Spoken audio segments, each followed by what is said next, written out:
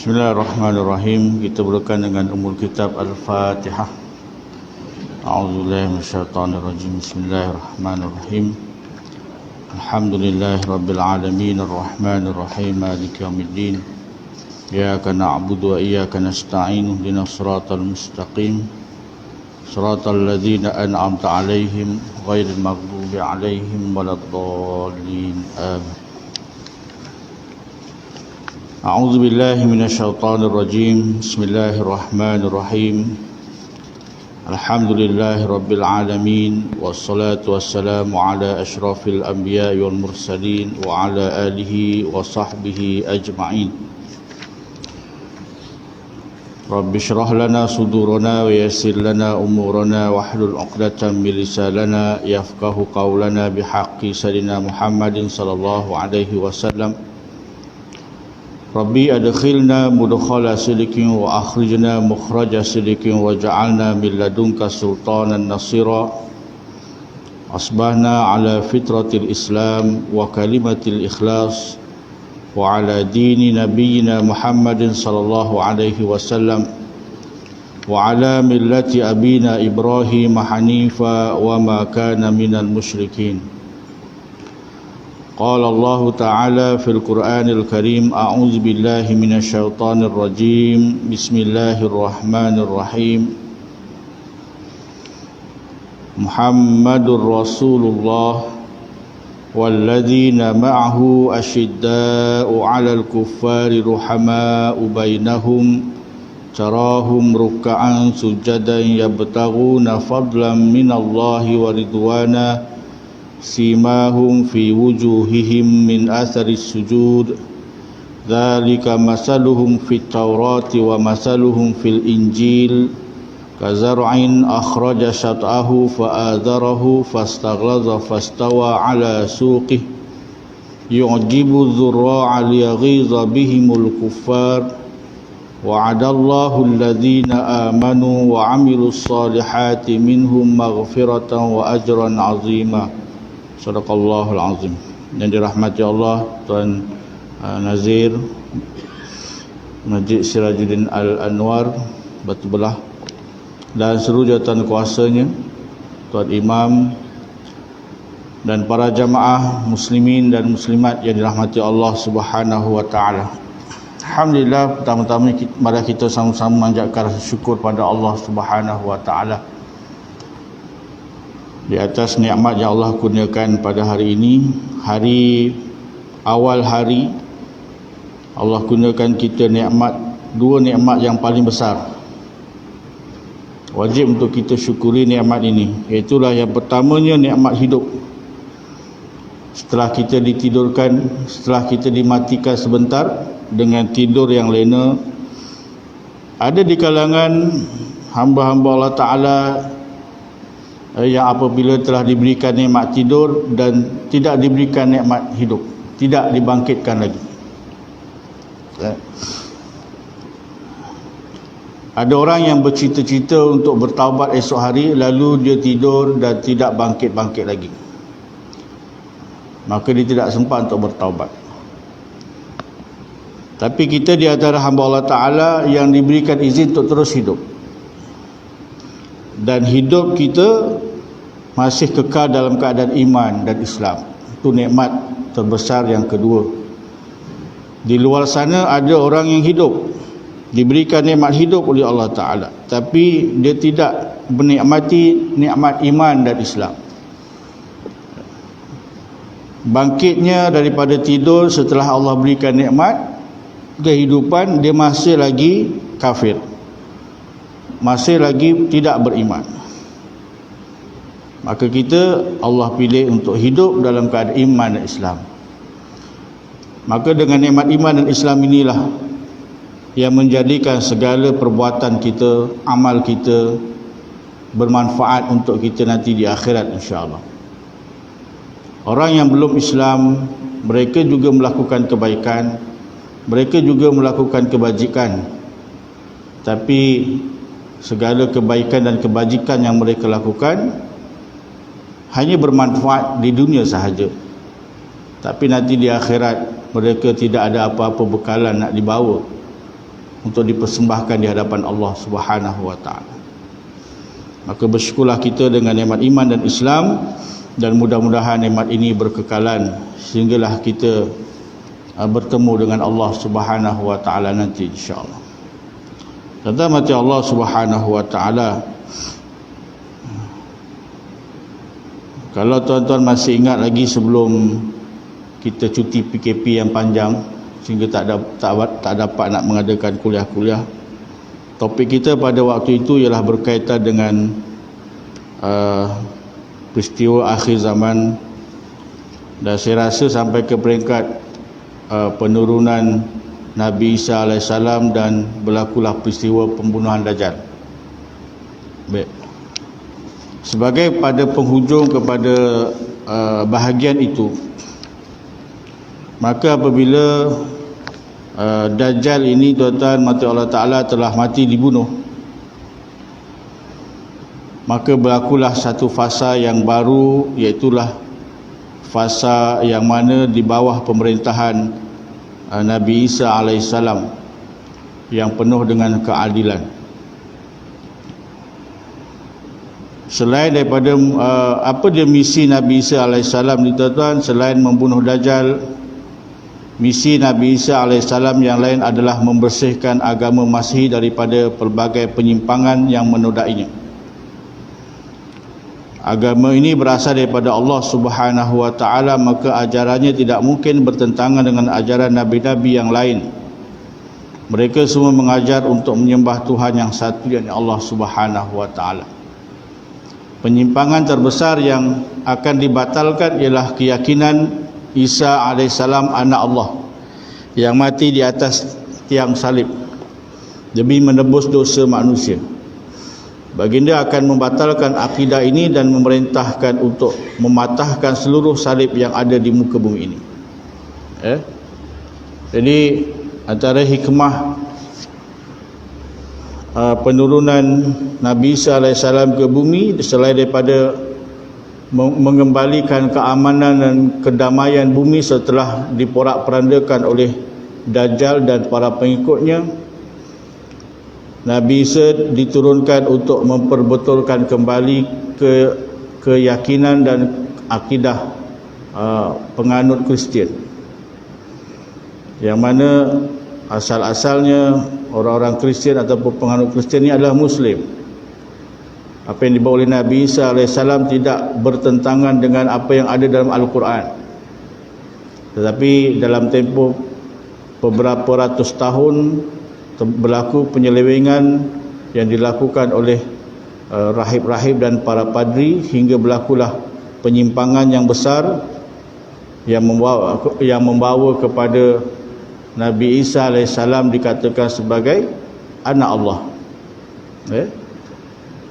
Kemudian Nabi Isa ini tuan-tuan, dia akan memperbetulkan kembali kefahaman penganut Kristian dan mematahkan seluruh salib-salib yang ada di atas muka bumi. Maksudnya tuan-tuan, Nabi Isa AS di akhir zaman nanti, penganut Kristian sudah akan kembali kepada akidah Islam, iaitulah mereka akan memeluk Islam.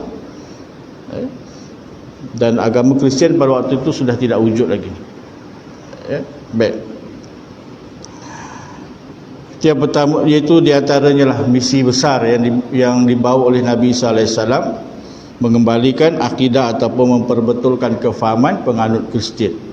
Dia telah jauh menyimpang. Baginda juga memerintahkan untuk membantras khinzir sebagai penegasan pengharaman memakan haiwan ini, seperti mana dalam syariat Nabi Muhammad SAW. Ibnu Hajar berkata, sikap ini sebuah celaan besar kepada kaum Nasrani kerana mereka mendakwa cinta kepada Nabi Isa AS namun menghalalkan daging khinzir dan sangat mencintainya. Di samping memperbetulkan kefahaman penganut Kristian, Nabi Isa juga telah memperkukuhkan ataupun menegaskan tentang syariat Allah Subhanahu wa taala yang ada dalam Islam yang dibawa oleh Nabi kita Muhammad sallallahu alaihi wasallam, Iaitulah apa yang diharamkan tetap diharamkan, apa yang dihalalkan tetap dihalalkan, termasuklah Nabi Isa mempertegaskan tentang pengharaman daging khinzir. Kerana sebenarnya penganut Kristian itu juga dalam Bible yang ada hari juga, mereka juga mengharamkan khinzir, malah juga mengharamkan arak dan juga judi. Tapi penganut-penganutnya tidak mematuhi apa yang ditetapkan dalam kitab tersebut. Mereka mendakwa menyatakan rasa cinta kepada Nabi Isa AS, tapi dalam masa yang sama mereka tidak mematuhi apa yang dibawa oleh Nabi Isa AS. Maka di situ juga Nabi Isa akan memperbetulkan kefahaman ataupun akidah mereka. Setelah jelas kebenaran agama Allah Subhanahu wa taala, Nabi Isa AS tidak menerima selain daripada agama Islam. Maka tidak ada lagi konsep ahli kitab yang dibenarkan duduk bersama kaum muslimin dengan hanya berkewajipan membayar jizyah ataupun pajak tanah. Jadi dengan ketika zaman Nabi Isa AS, maka tidak ada lagi penganut Kristian. Tidak ada lagi istilah kaum ahli kitab. Semuanya Muslim. Semuanya, dan Nabi Isa juga akan declare ataupun baginda adalah orang Islam yang mengamalkan syariat Islam seperti yang dibawa oleh Nabi kita Muhammad sallallahu alaihi wasallam. Maka ringkasnya, selama pemerintahan Nabi Isa AS telah berjaya mewujudkan keadilan dan ketenteraman di dunia. Baginda mengagihkan harta kepada siapa yang menginginkannya sehingga tiada lagi yang akan menerimanya. Permusuhan hilang sama sekali daripada hubungan sesama manusia. Malah haiwan buas dapat hidup berdampingan dengan haiwan lain dengan aman. Di satu zaman nanti, tuan-tuan mati Allah Ta'ala, pemerintah dunia ini akan diperintah oleh Nabi Isa AS. Nabi Isa AS turun ke bumi bukan membawa agama yang baru, bukan membawa syariat yang baru.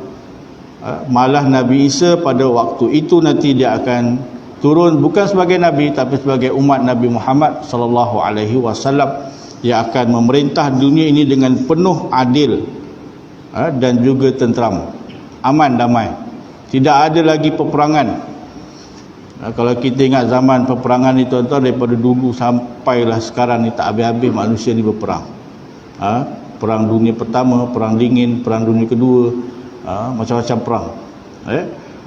Maka bila berlakunya zaman pemerintahan Nabi Isa AS, tidak ada lagi peperangan di dunia. Semua manusia hidup dalam keadaan aman dan damai, sehingga haiwan-haiwan pun, haiwan yang buas dan haiwan yang jinak pun hidup dengan aman dan damai. Ini rahmat dan barakahnya zaman tersebut. Setelah melalui zaman yang cukup perit dan fitnah yang paling besar, iaitulah dengan kacau bilau yang dibawa oleh Dajjal, maka dengan ujian yang besar yang dihadapi oleh umat Islam pada waktu itu dapat diatasi, maka datanglah zaman yang paling aman dan damai. Perhatian semua manusia pada waktu itu bertumpu kepada akhirat. Semuanya zaman manusia pada waktu itu, tuan-tuan mati Allah Ta'ala, tidak ada lagi kemiskinan, pemerintahan yang amat adil yang dibawa oleh Nabi Isa AS, sehingga harta-harta yang banyak tidak ada yang nak dengan harta-harta mereka, semuanya cukup dengan kehidupan mereka. Dan tumpuan manusia pada waktu itu banyak ditumpukan kepada amal ibadat, semua ditumpu kepada akhirat. Mereka yakin bahawa kiamat sudah sangat dekat, jadi mereka berusaha membawa bekalan ibadah sebanyak-banyaknya. Harta benda dunia tidak lagi mempunyai tempat di hati mereka. Berkenaan dengan ini, Nabi SAW bersabda yang bermaksud, sujud satu kali lebih mereka sukai daripada dunia dan seisinya. Jadi tuan-tuan mati Allah Ta'ala, manusia, orang beriman pada masa itu dah tahu dah, bila zaman Nabi Isa ni memerintah, maknanya kiamat ni sudah terlalu sangat hampir. Kalau dulu kita ingat tuan-tuan, dalam topik yang sebelum ni, kelahiran ataupun perutusan Nabi SAW, di samping ia membawa rahmat kepada seluruh alam, Tapi sebagai tanda yang lain, perutusan Nabi kita Muhammad sallallahu alaihi wasallam sebagai satu tanda besar bahawa kiamat ni sudah terlalu dekat. Ia dah berlaku 1400 1500 tahun yang lalu. Tanda itu sudah berlaku daripada sekarang lah. Dan apabila zaman pemerintahan Nabi Isa AS di dunia, maka bagi orang-orang yang beriman, maka sudah yakin bahawa kiamat sudah terlalu dekat. Pada waktu itu mereka sudah tidak lagi sibuk untuk nak mencari kekayaan dan lalai dengan kenikmatan dunia, melainkan mereka menumpukan perhatian sebagai memperbanyakkan bekalan-bekalan untuk menuju kepada akhirat. Itu zaman itu, pemerintahan yang adil, yang aman, yang tenteram, dan kemudian rakyatnya pula memberikan tumpuan pada akhirat. Apa juga perkara-perkara yang baik dilakukan, kejahatan tidak dilakukan. Jadi hidup satu zaman yang penuh aman damai. Baik, tuan-tuan mati Allah SWT, sampailah satu zaman, sampailah satu masa apabila tugas dan amanah yang diberikan kepada Nabi Isa AS telah selesai. Misi yang diperintahkan oleh Allah Ta'ala kepada Nabi Isa telah selesai. Maka sampailah satu masa Allah mengambil nyawa baginda dan juga umat Islam, seperti mana sabda Nabi SAW, "Thumma yursilullahu rihan baridatan min qibali syami fala yabqa ala wajhil ardi ahadun fi qalbihi mithqala dzarratin min khairin aw imanin illa qabdathu hatta law anna ahadukum dakhala fi kabadi jabalin la dakhalathu alaihi hatta taqbidahu." Maksudnya, sampai nanti satu zaman, tuan-tuan, Allah Subhanahu wa taala lalu menghembuskan angin sejuk dari arah negeri Syam, maka tidak ada seorang pun yang memiliki sebiji zarah daripada iman, melainkan dicabut nyawanya. Sehingga andai salah seorang daripada mereka berada dalam perut gunung sekalipun, angin itu akan memasuki tempat itu dan mencabut nyawanya. Sampai satu zaman nanti, tuan-tuan mati Allah Ta'ala, apabila Nabi Isa diwafatkan oleh Allah Subhanahu Wa Ta'ala, dicabut nyawanya, dan pada waktu itu akan datang satu angin yang sejuk, satu udara yang sejuk daripada arah negeri Syam.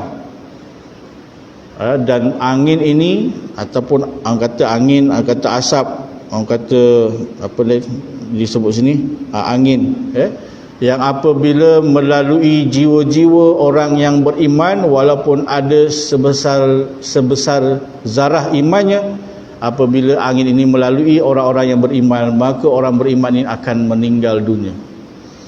Sehinggalah Nabi kata, walaupun orang yang beriman itu berada dalam perut gunung, dalam perut bumi,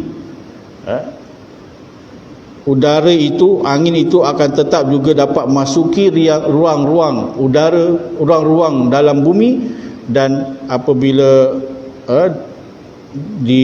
disedut ataupun melalui orang beriman ini, maka orang beriman itu tetap juga akan meninggal dunia. Ini satu zaman nanti. Menurut Al-Qurtubi dalam kitab At-Tazkirah, Nabi Isa AS akan dikebumikan di Madinah bersama saudara-saudaranya yang sangat dicintai, iaitulah Nabi Muhammad SAW, Sayyidina Abu Bakar dan Umar. Berkenaan dengan perkara ini terdapat riwayat daripada Abdullah bin Salam dalam kitab At-Tirmizi dan At-Tabrani. Sebab itu, tuan-tuan mati Allah Ta'ala, kalau tuan-tuan tahu dalam kedudukan makam Nabi dan juga Sayyidina Abu Bakar dan Umar, ada satu bahagian tu kosong, ada satu ruang kubur ataupun makam yang memang telah ditetapkan khas untuk siapa, tuan-tuan? Iaitulah untuk Nabi Isa AS. Dan Nabi Isa nanti akan dikebumikan di situ bersama dengan Nabi kita Muhammad, Sayyidina Abu Bakar dan juga Sayyidina Umar. Demikianlah keyakinan tentang turunnya Nabi Isa alaihissalam pada akhir zaman, selain mengandungi peristiwa gaib yang pasti terjadi pada masa hadapan. Keyakinan ini sangat mengajar kita banyak pengajaran yang berharga. Salah satu daripadanya, keyakinan ini mengajar kita untuk berpegang teguh dengan kebenaran walau dalam situasi yang sesempit manapun. Biarpun seluruh dunia telah dikuasai Dajjal dan tenteranya, kita tidak boleh berputus asa. Kita mesti yakin bahawa bantuan Allah Ta'ala pasti akan datang. Nabi Isa AS pasti akan turun. Ini pada zaman Dajjal, satu zaman yang cukup paling fitnah, yang paling besar. Sebab itu Nabi sebut dalam apa yang dibicarakan sebelum ni, tuan-tuan. Nabi kita Muhammad SAW sebut, apabila dengar berita Dajjal datang, tuan-tuan, maka janganlah kamu bercita-cita untuk berhadapan dengannya. Maka larikanlah diri, selamatkanlah diri.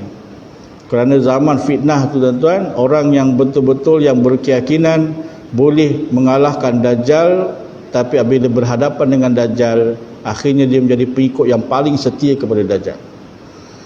Jadi Nabi pesan, apabila Dajjal turun, Dajjal fizikal, tuan-tuan, bukannya Dajjal orang kata kiasan-kiasan, bukan. Ini Dajjal yang betul-betul Dajjal lah. Apabila diturun, tuan-tuan, maka Nabi pesan, selamatkanlah diri. Selamatkanlah diri, sembunyilah di mana-mana tempat yang boleh mengelakkan daripada bertemu dengan Dajjal, kerana fitnahnya terlalu hebat, terlalu besar. Dan umat Islam yang berjaya menghadapi saat itu, tuan-tuan, tak lain tak bukan merupakan orang Islam yang mempunyai iman yang paling teguh, keyakinan yang paling mantap terhadap Allah Subhanahu wa Ta'ala. Baik. Dan itulah insan terpilih yang mana yang dinyatakan bahawa orang yang dapat berhadapan dengan Dajjal dalam keadaan kekal imannya merupakan orang Islam ataupun umat yang hebat. Oleh sebab itulah para sahabat Nabi SAW terus mengajar akidah ini kepada setiap pemuda generasi penerus Islam. Malah mereka menitipkan salam mereka kepada baginda seperti mana dilakukan oleh Abu Hurairah radhiyallahu anhu daripada Umarah bin Mughirah. Abu Hurairah berkata, sesungguhnya masjid-masjid akan diperbarui untuk tibanya Al-Masih. Baginda pasti keluar untuk mematahkan salib dan membunuh khinzir. Sesiapa yang berjumpa dengannya akan beriman kepadanya. Sesiapa yang berjumpa dengan baginda daripada kamu sekalian, maka sampaikanlah salamku kepada baginda. Baik. Jadi para ulama termasuk Abu Hurairah, tuan-tuan, apabila mengajar kepada anak-anak muridnya menceritakan tentang peristiwa akhir zaman, beliau berpesan kepada anak muridnya, siapa-siapa nanti yang bertemu dapat berjumpa dengan zaman ini, iaitu zaman pemerintahan Nabi Isa, beliau memohon kepada anak muridnya untuk menyampaikan salam kepada Nabi Isa alaihissalam. Jadi salam-salam ini, tuan-tuan, akan sampai kepada Nabi Isa. Kita pun bila kita buka hadis-hadis Abu Hurairah, kita pun dia anggap anak muridnya lah. Bolehlah kita anggap sebagai anak murid beliau dan dia akan sampaikan salam. Ini para ulama begitu cintanya kepada Nabi Isa alaihissalam. Umarah berkata, Abu Hurairah lalu menoleh kepadaku. Beliau berkata, wahai anak saudaraku, aku melihatmu orang yang paling muda di majlis ini. Jika engkau berjumpa dengan Nabi Isa alaihissalam, maka sampaikanlah salamku kepadanya. Diriwayatkan oleh Ibnu Abi Syaibah dalam Musannafnya. Oleh itu saya juga berpesan kepada para pembaca tulisan ini, dan jika ada di antara mereka dipanjangkan usia oleh Allah Ta'ala sehingga berpeluang untuk berjumpa dengan Nabi Isa AS, sampaikanlah salam saya kepadanya. Betapa rindu hati ini untuk berjumpa dengan dan berjuang bersama baginda alaihissalam. Okay. Jadi tuan-tuan, mati Allah Ta'ala, kita pun begitu, tuan-tuan. Kita pesan kepada anak-anak kita, pesan kepada cucu-cucu kita, siapa yang paling muda. Mungkin kita dapat bertemu pada zaman itu, Allah alam. Kalau tidak pun mungkin anak cucu kita yang akan datang. Maka pesan-pesanlah kepada cucu kita, anak-anak kita yang muda. Nanti bila bertemu dengan zaman ini, zaman Nabi Isa AS, maka sampaikanlah salam kepada baginda. Baik, tuan-tuan mati Allah Ta'ala, itu satu zaman, satu fasa manusia berada dalam keadaan aman, damai, tenteram. Sampailah satu tempoh yang disebutkan sebagai hembusan angin tadi, apabila melalui pada jiwa-jiwa orang yang beriman, walaupun ada sebesar zarah imannya, maka dia akan dimatikan. Maka di situ suatu pengajaran yang paling penting dalam hidup kita di dunia ni, tuan-tuan, bahawa kehidupan dunia ni adalah kehidupan yang sementara. Kalau ada orang pun bercita-cita untuk hidup lama macam mana pun hidupnya, tuan-tuan, akhirnya dia akan meninggal dunia. Mana tidak ada orang yang akan kekal sampai bila-bila. Ini hakikat kehidupan kita, yang penghujungnya kita akan meninggal dunia. Maka apakah persiapan kita untuk menghadapi kehidupan selepas kematian? Ya. Baik, sampai satu zaman apabila seluruh umat manusia yang beriman telah dimatikan oleh Allah Subhanahu wa taala, maka siapa lagi yang tinggal? Bila orang beriman atas bumi ini dah telah dimatikan oleh Allah Ta'ala, jadi yang tinggal ialah manusia yang tidak beriman. Ya. Baik. Selepas itu hanya orang-orang kafir yang masih tinggal di muka bumi. Tak ada lagi orang beriman. Orang Islam dah tak ada lah selepas peristiwa hembusan angin tu. Satu zaman nanti itu Nabi Isa telah meninggal dunia dan orang Islam pun semuanya meninggal dunia. Maka yang tinggal di bumi ialah orang tak beriman, orang bukan Islam, orang kafir. Okay. Yang mana kehidupan mereka semakin hari semakin jauh daripada redha Allah Subhanahu wa taala. Mereka tidak percaya kewujudan Tuhan, tidak mengamalkan nilai-nilai moral dan adab kesopanan. Mereka hidup bagai haiwan yang hanya tahu memuaskan hawa nafsu. Mereka juga adalah seburuk-buruk generasi manusia yang menjejakkan kaki di atas tanah ini. Ya. Jadi dah namanya orang tak beriman, tak percaya dengan Allah Ta'ala, tak percaya, bukan saja tak percaya dengan Allah Ta'ala, tak percaya dengan kewujudan Tuhan. Golongan etis, golongan macam-macam lah, yang hidupnya hanya bertuhankan hawa nafsu, malah dikatakan kehidupan mereka lebih teruk daripada haiwan. Itu satu zaman yang akan berlaku. Rasulullah SAW menceritakan keadaan umat terakhir ini dalam pelbagai hadis baginda, dan dalam buku ini akan diceritakan sebahagian ataupun sedikit daripada contoh sifat-sifat mereka. Apakah sifat manusia pada waktu itu, pada umat terakhir ni, tuan-tuan? Kita berazam, tuan-tuan, na'udzubillah, jangan anak cucu kita berada dalam zaman ini. Bermaksud, tuan-tuan, zaman ini sudah tidak ada lagi orang Islam. Orang beriman sudah tidak ada lagi, tak wujud. Maknanya manusia yang akan berdepan dengan hari kiamat ni ialah orang yang bukan Islam. Dan kita berdoa pada Allah Ta'ala, mudah-mudahan anak cucu keturunan kita tidak ada pada zaman ini. Kerana zaman ini adalah zaman yang paling teruk, zaman yang paling huru-hara. Manusia hidup bukan macam manusia, mengalahkan haiwan. Jadi di antara sifat-sifat ataupun ciri-ciri umat terakhir ini ialah mereka jahil dan tidak beriman dengan Allah SWT, tidak kenal Allah Ta'ala, malah tidak pernah menyebut nama Allah Ta'ala, sebut Allah pun tidak. Dalam kehidupan mereka adalah dikatakan sebagai etis dalam tahap yang paling teruk. Kan, etis ni orang tak percaya dengan Tuhan. Manusia zaman tu tak kenal Allah Ta'ala, tak sebut nama Allah Ta'ala, malah tak ada dalam fikiran mereka Tuhan. Seperti mana dalam hadis Nabi SAW daripada Anas bin Malik, Rasulullah SAW bersabda, la taqumu sa'atu hatta la yuqala fil ard Allah Allah. Tidak akan berlaku hari kiamat sehinggalah tidak ada di muka bumi ini manusia yang mengucapkan Allah, tidak mengucapkan kalimah Allah. Sampai satu zaman, selagi manusia ada makhluk yang menyebut kalimah Allah, maka dunia ni masih wujud. Tapi sampai satu masa apabila tidak wujud lagi seorang pun dalam bumi ini tidak menyebut nama Allah Ta'ala, maka pada waktu itulah tanda kiamat sudah terlalu hampir. Bukan setakat Allah, azan pun dah tak ada dah kat muka bumi ni. Saya dapat satu artikel video kan, kalau dibuat kajian seruan azan di muka bumi ni tuan-tuan 24 jam ikut pada putaran bumi, silih berganti sebab waktu tu dia bergerak kan. Zuhur, ada yang negara lain dah zuhur dulu, negara lain zuhur kemudian. Jadi bila dibuat kajian, setiap kali masuk waktu solat tuan-tuan, azan tu dia akan berkumandang tidak pernah putus seluruh dunia waktu masa berjalan. Dan satu zaman nanti bila tak ada orang sebut nama Allah, maknanya di bumi ni sudah tidak ada lawangan azan. Itu gambaran betapa dahsyatnya zaman itu. Kalimat tauhid telah lama hilang di muka bumi, apatah lagi solat, puasa, ibadah-ibadah lain, hukum-hukum Islam lain.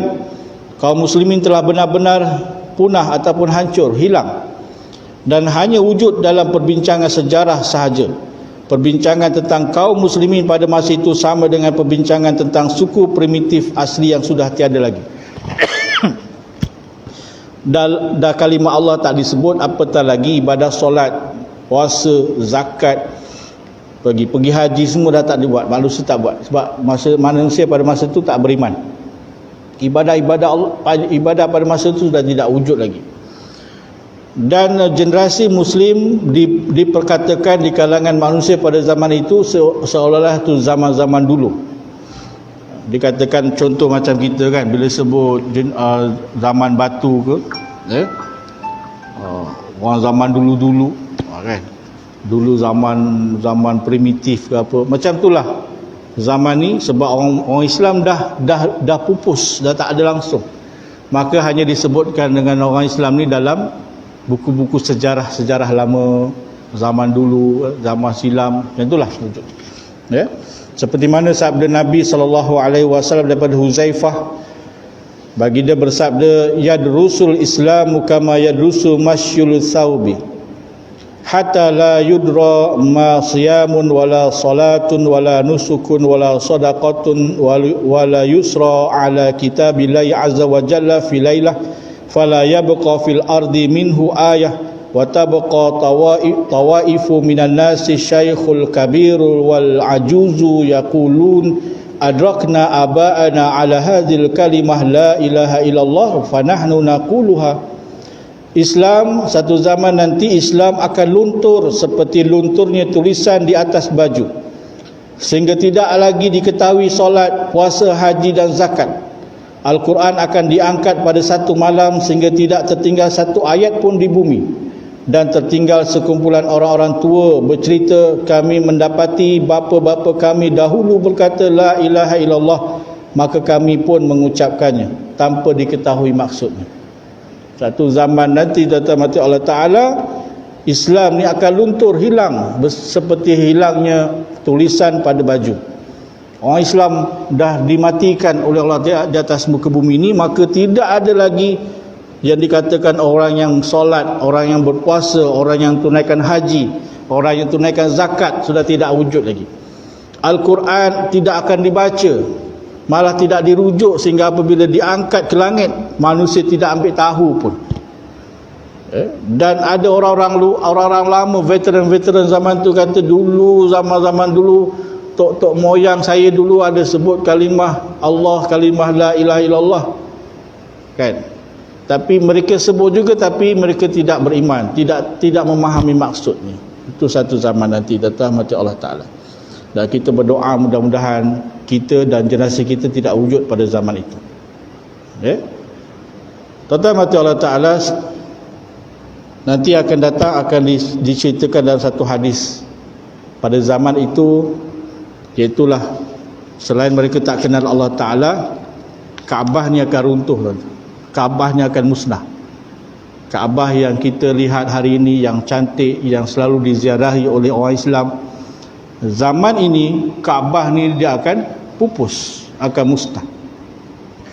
Madinah dan Mekah akan menjadi kota-kota yang kota-kota purba, kota-kota yang tidak dihuni. Kerana Haramain ni hanya orang Islam saja. Tapi bila orang Islam dah tak ada, dua kota ini akan menjadi kota yang ditinggalkan. Satu zaman kita akan kongsikan nanti pada waktu yang lain insya-Allah.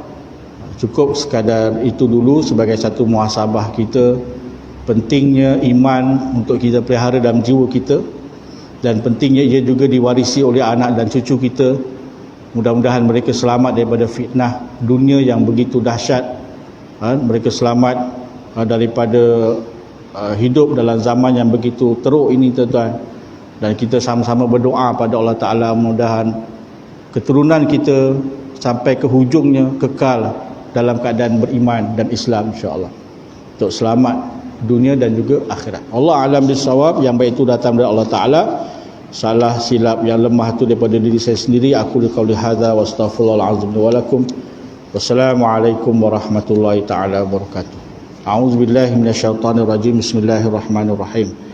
Allahumma innaka ta'lam anna hadhil qulub qad istama'at ala mahabbatik wa altaqat ala ta'atik wa tawahhadas ala da'watik wa ta'ahadas ala nusrati syariatik.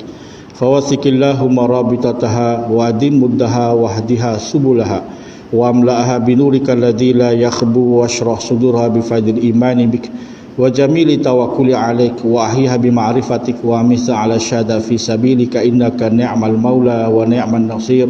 Allahumma ja'al jama'ana hadha jam'a marhuma wa tafaruqna min ba'di tafaruqa ma'suma. Wa sallallahu ala sayyidina Muhammad wa ala alihi wa sahbihi ajma'in walhamdulillahi rabbil alamin. Kita akhiri dengan tasbih kafarah dan surah wal asr.